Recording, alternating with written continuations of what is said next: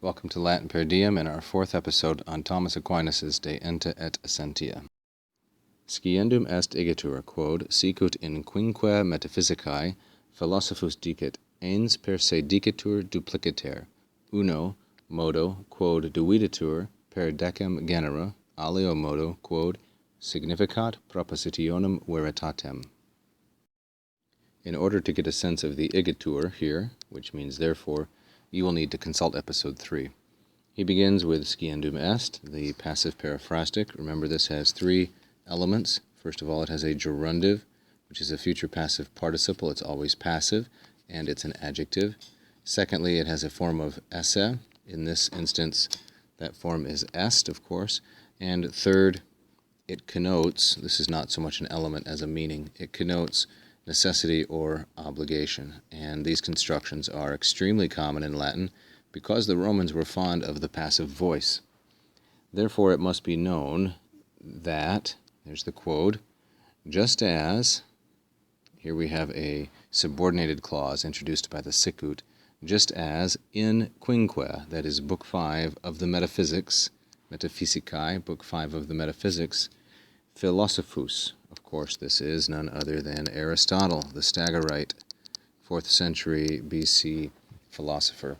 Just as in Book 5 of the Metaphysics, Metaphysicae here is feminine, singular, and genitive, capitalized by the editor of this text to tell us it's a proper noun.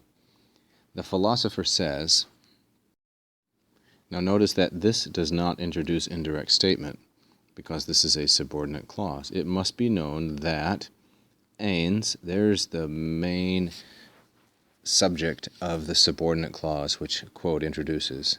Being, dicitur, is said in and of itself, per se, that is, without reference to anything else. Being is said in two ways, dupliciter. Here is an adverb.